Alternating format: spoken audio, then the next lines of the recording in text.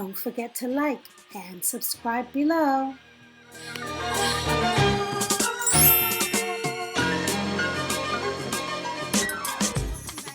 episode on Two Puerto Ricans and a Black Girl. Today's topic is submission, the one that we have been hiding from, the S word. And we also have a special guest that's going to join us and give us a little bit of their insight. But before we get started, I am the Dope Widow. Hey guys, I'm the love guru. I almost forgot my name today, ladies. That's because you got this. It's this topic is doing it to your brain cells. You like, already. And I'm Mimi, and I'm the lifestyle diva, and welcome to this episode. So be ready for this. I'm ready because we're gonna have another perspective today from someone else. Yes, I'm excited. Yeah, I'm excited. This is our first guest. Yes. Of many more to come. Yes. So let's welcome them in. Let's welcome them in.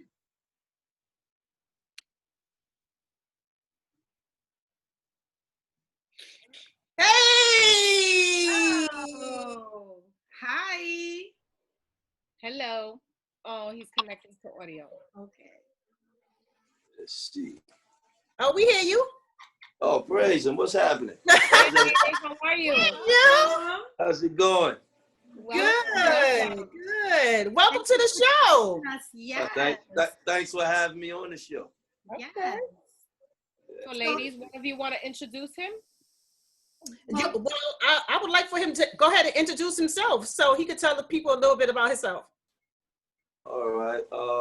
Where do I start? Born and raised in the Bronx, Soundview Projects. I'm currently a minister. Also supervise an organization called SUV, SNUG organization, Anti-Gun Violence, where we work to reduce gun violence in the communities, and we work with the highest risk individuals to either shoot someone or be shot. And we do it by conflict mediation. So what else do you want to know? Well, that was good. I thought that was good. Okay. All right. Anything else pop up, we'll talk about it. So welcome to Two Puerto Ricans and a Black Girl. We're excited to have you on, and we're excited to share this topic with you and get a little bit of your insight. Every week is a female perspective, so it's exciting to have a male perspective this week. So I'm excited to hear what you have to say on our topic today. So, Kwame, every week I start off the show with a question. And so this week is going to be no different. I'm going to go right in. So my first question is, how does a man, because we have two parts of this, people, just so you know. It's how does a man love a woman? And then another part that we are looking forward to discussing is about submission. But I wanted to start it off, how does a man show that he loves a woman? And when he truly loves her, what does he do and not do? Great question. One that I'm still being educated on as we speak. Okay. So from my experiences, because I've loved in error plenty of times, right? Thinking that I was doing, that I was loving, and it was, doing the things that I thought you were supposed to do. As I, got older and more mature and going through different relationships, I learned that I was loving in error. And my biggest thing with loving now is actually being present and listening, communication, because then you'll know how to love the woman that you're with. That's very important. You might have been in a previous relationship and love looked different with that individual. And now you might be in a different relationship and think that's how love looks. But love is, I will always go from like a biblical standpoint now. And it's kind, right? It's giving, it's caring, it's all those things, accepting. From a biblical standpoint, we love unconditionally, right? Being there, being present no matter what the situation is, and caring for the woman that you're with. The more you learn her, the more you know how to love her. And I think that's very key. Because it can vary, what one, I have 3 women here, and I'm quite sure you all have a different explanation of how you want to be loved, right? Absolutely. So I think out the gate, what's important is that you learn to love the woman that you're with. I think that starts with a lot of communication. I'm sorry to interrupt. When you say loving, you loved in error, what does that mean? I thought I knew what love was at one point, but I didn't. You know, a lot of times you think if you're providing, if you're giving, if you that's love. Look, I'll show you our love. I did this, I did that. Just doing these things, monetary or buying things, and it's more to that. Right. Again, these are things that I'm now learning. I actually was even looking at intimacy in a different way now, right? And it's a word that we use in training, and it's into me I see, or into you I see, and that's a part of loving, learning what's inside of myself first, and being open enough to show that, right? So a lot of times we don't show our partner, our mate, husband or wife, we don't show them what's actually inside of us, and if they don't see all of me, that's no real intimacy. Right, you know, we're taught younger intimacy is a physical thing, but it's so much more than that. Mm-hmm. Absolutely, yeah. I want to interject. You said Michelle asked you, why did you say that you love an era?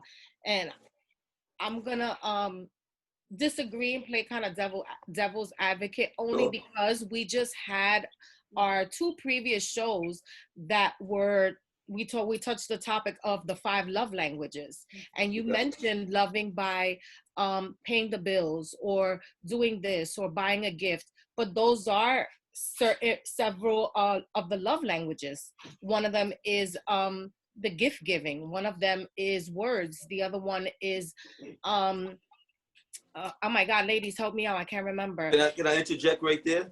Sure, absolutely. So wait, let me finish. Okay. You called the women real quick. No, I just wanted them to tell me the other 2 that I'm missing. I'm sorry. The reason why I say that is because that's not loving in error. It's loving the way that somebody wants to be loved, because my love language, and we said this in the last 2 shows, my love language is words of affirmation. So if my mate is telling me you're beautiful, or you're successful, or you're powerful, you know what, that's my love language. So for me, that's not loving in error. And you mentioned, paying the bills or cooking or cleaning, whatever it is that you did mention, I don't think it was love in error. Maybe it wasn't that person's love language, and you didn't know that, but I don't think it was love and error. I don't think we love in error. Love is love. So let me explain. You said something about the love language being one, giving, right? Yeah. You can give and don't love, but you can't love without giving. Yeah, I see your point. So a lot of people think because they give, they're actually loving. Okay. And that's an error a lot of times, because if, a lot of times in my previous relationships, after they were over, I got it, right? I'm listening now to everything, playing it back. And a lot of times, those wasn't the things that made them feel love. But then I think the error is, I don't think you loved in error. This is why I say that. I don't think you loved in error.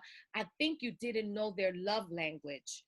That's what I think it is. Not that you loved in error. You did all of those things, and all of those things show love. I don't care. I don't.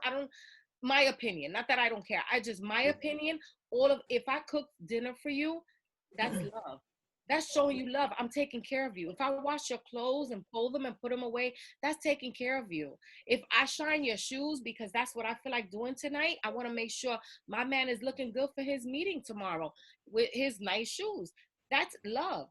So I don't think you loved in error. I just think you didn't know that person's or your partner's love language at the time. I know I loved in error. Okay, so if you loved in error, then you loved in error. Let me explain more of that, right? Cheating, being dishonest. If that's part of the relationship and you're saying you're loving, you're not loving. You're not loving. That's wrong. That's like, you can't say you love and you bring any kind of hurt or dishonesty into that relationship. And those were my relationships at that time, right? So you think doing these things and still doing these other things, there's a problem with the love already. Yes. Right. So that's what I mean. And I've done that, when I was younger coming up. And it wasn't just me. It was a lot of us at that point. We thought that it's okay to be with someone and love them and do all these other things, right? We're talking true love. That doesn't exist, right? But also I realized I wasn't loving myself. So you can't give what you don't have. Exactly. Right? So, I mean, I'm going through all these years trying to figure out what love really is. Right? I didn't have anyone to sit down and really explain it from a perspective where they got a point in the light bulb turned on. They said, look, I'm going to share this. Like this platform, if somebody looks, they're going to listen to all that we're saying, and they can examine it and say, wow, I never thought of it like that. Maybe I need to look in this area of my life. So I know I wasn't loving myself enough to love anybody the right way. That's why I kind of say an error. But I get what you mean. The acts of love were real. They were kind. They was doing this because I wanted to show something, right? And I hope that it showed love, right? But again, like what I said before, you can give and don't love. You can do all those things, and it's not connected to love at all. And from a man's perspective too, I feel like that's your makeup. Like it's to provide and protect. So you was really doing something that just comes natural to a man when he thinks, like you said, that he loves somebody. Absolutely.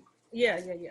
But that's actually was our last week's topic was what is true love? What is love? Yeah. What does it look like? What does it feel like? We just had that conversation. And the fact that in a relationship, sometimes we don't take the time to get to know who we are before we jump into the next relationship, and we bring all those errors with us. And then then the relationships keep messing up because sometimes it's actually us. It's not the other person. So until we get to see who we are and our faults and try to fix that, I think that people should fall back a little bit before moving on so that they don't bring that whole bag of mess with them and continue that cycle and not really experience that real love that we're looking for because things are just not in order, because we're not in order. Yeah, absolutely, I agree. Focus on the real love of ourselves, the love within ourselves, recognize who we are as a person and what we need from a partner, so that when we do move on and we heal from our past relationship and we move into the next one, we can express to them how we want to be loved, so that they don't, and I'll use your words, they don't love in error. Absolutely. And we don't love in error. Absolutely. I actually... Go ahead, Kwame, I'm sorry. Listening to, I accepted Christ in 2001. And that's when I actually started understanding more what love meant to me, right? Because I now I had something that's unchangeable that I can connect love to, and that was God.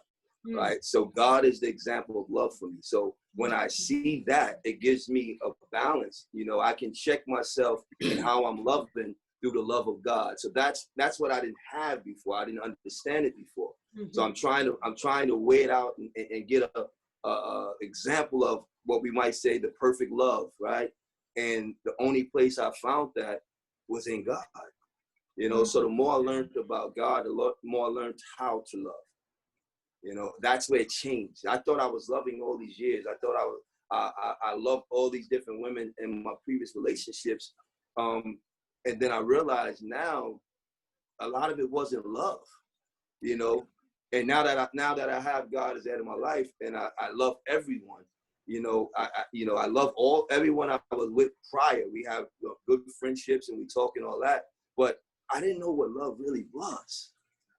And when you don't know what love is, you want to use whatever makes you feel love, right? So whatever that is that makes you feel love, and a lot of times that's physically being intimate, right? Sex, and a lot of times we lose that in that act of being intimate sexually and think that's love. And in order to try to keep that feeling of love, we keep relying on being physically intimate to have that feeling. Now, that's not what governs me when it comes to love, right? So it's a big difference now on how I move forward and how I feel. It's a big difference. Do you think that as a Black man too, you guys are conditioned to not really be, all vulnerable and in tune with your feelings like that. You know, you're taught to be so defensive. Do you think that that plays a factor in how you treat relationships? Absolutely. I mean, and it would be, I mean, realistically, when we come up, right, we see a lot of dysfunctional relationships. And in these dysfunctional relationships, they're still together. Right. Like, it's like, well, that's how it looks. That's what it's going to be. Right. And then now they're teaching all the young boys, this is what a man is. Right? You have to be tough. You don't cry. All these different things. It was a portion of my life where, because of that, I would go to funerals to cry because no one would question why I'm crying. I'm talking about just walking right into the funeral home. I didn't even know the people. Wow.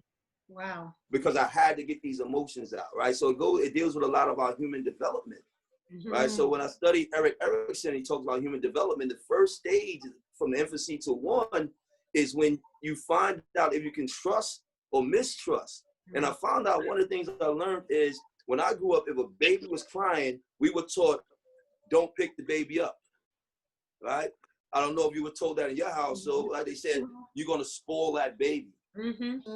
But what they learned through these studies is when you don't pick that child up, he feels that he can trust nothing or no one. So he comes into the world with a mistrust versus a trust, right? So that was a study with Erik Erikson with human development. As I look at all that, I see that throughout my life, different things that not intentionally, but was passed on to us through our parents and grandparents that was not good. Right. So to answer your question, yes, when they teach you a man is this strong and you know, no emotions, and if you show them they're not good, how can you love? Right. Because emotions is that's one of the greatest emotions is love. And if you're telling me I can't have emotions, I can't show emotions is a weakness, I mean, out the gate, we're already messing up with the relationships we're gonna be in. Exactly. You know, and not getting ahead, but that's even going into the other part of it when we go into that submission and all that, right? It's just a lot of that is from, you know, being passed on information that just is not correct.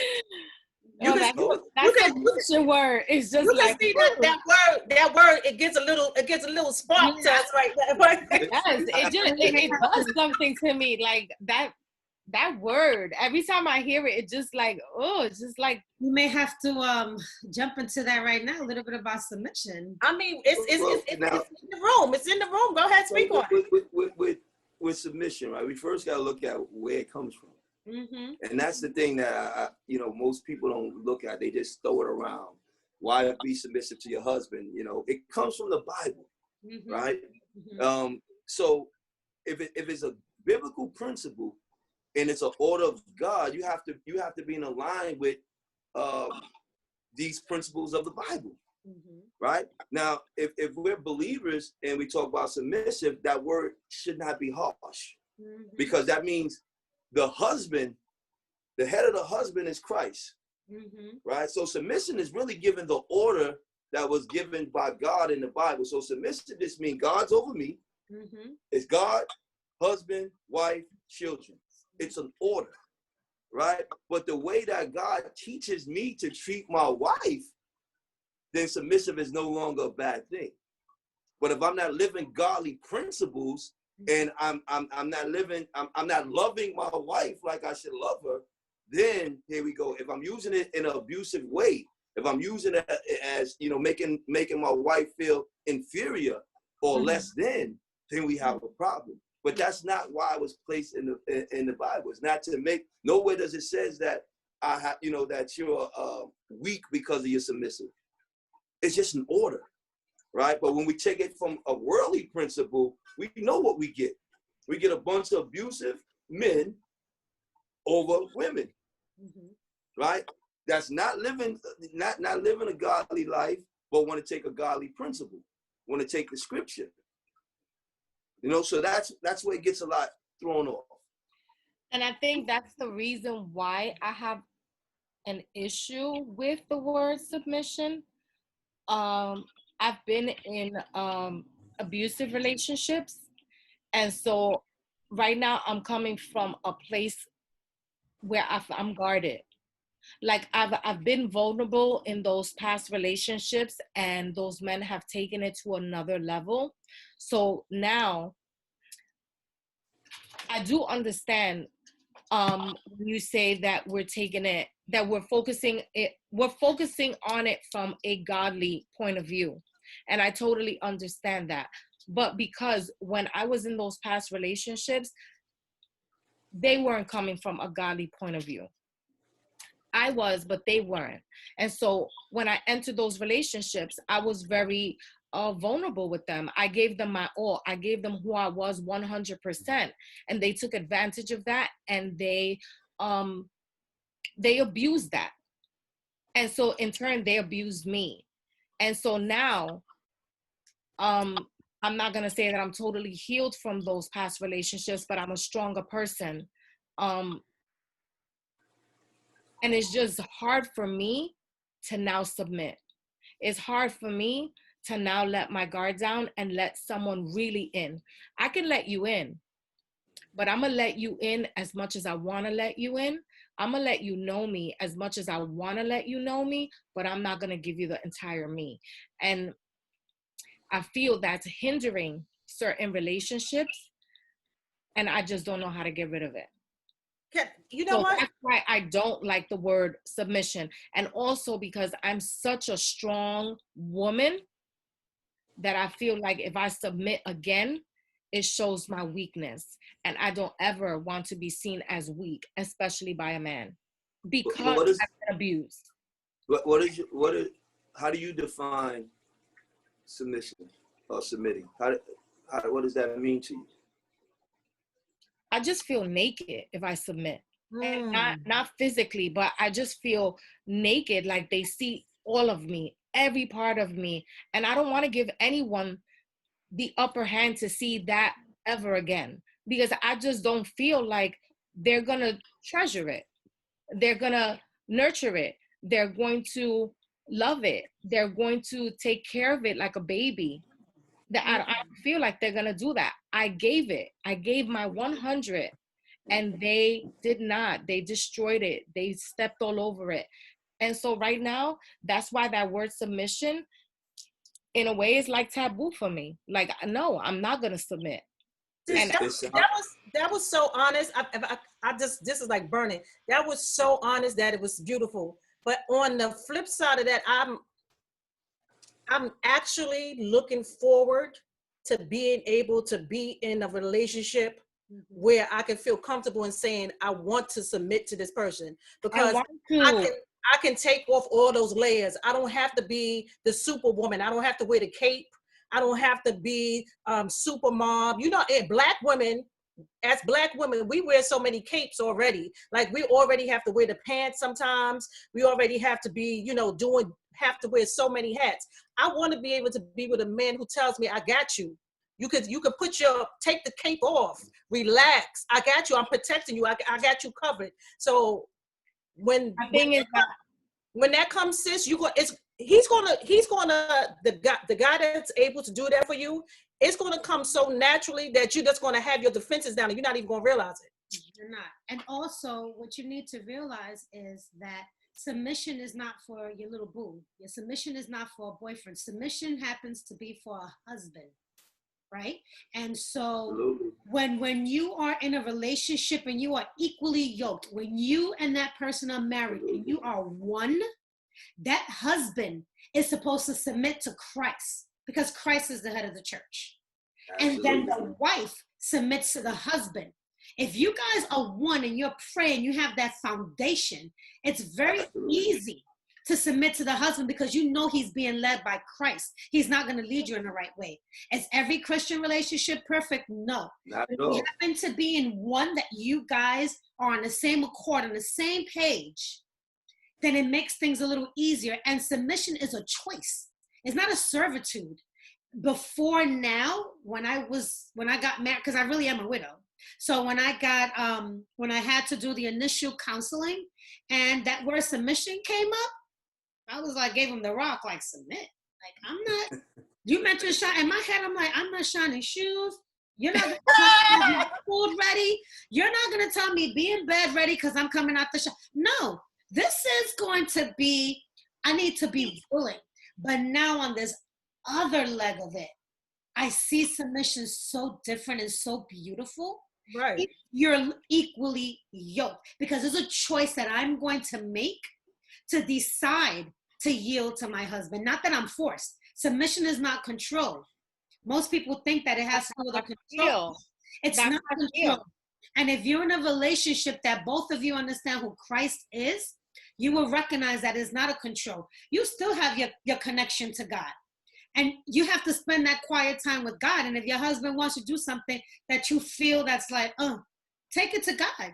If God's like, girl, that's your husband. I already talked to him. He got you. Then do what you got to do. But submission doesn't mean be quiet. You still need to be able to have that communication. You still need to be able to converse and to make decisions. You're just allowing that man. And Kwame mentioned something earlier where he stated, let me look for my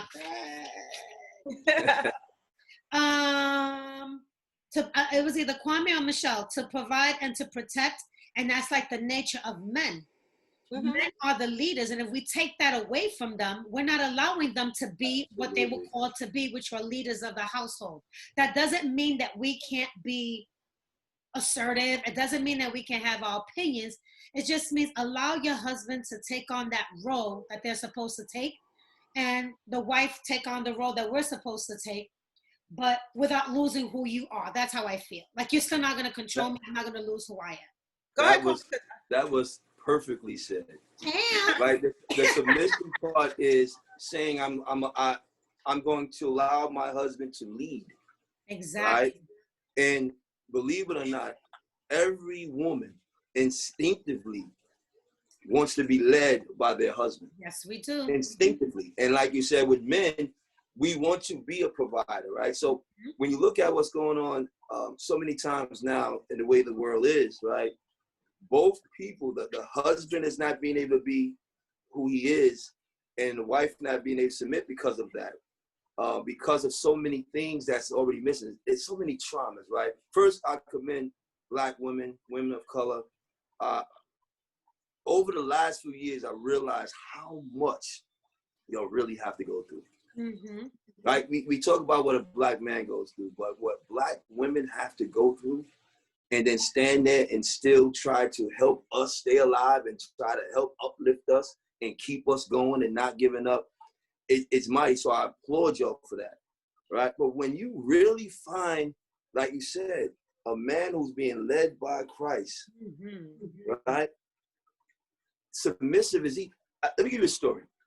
It was a story about this woman who was married she was married, and her husband, all he had was do this, do that, cook, clean. He had all these things for her to do. It was a list of things, and she was miserable, right? And she couldn't even fathom how she can do all these things. One day he dies. She remarries. She finds this man who is loving her, right? Being led by God. And she's just automatic. She's happy, she's joy, she's in love. And one day as she was cleaning out some boxes, she looked at this list of things that her prior husband gave her to do, and she was able to check everything off without her husband ever asking her to do it, because the love was there. Right? These are things that we naturally want to do.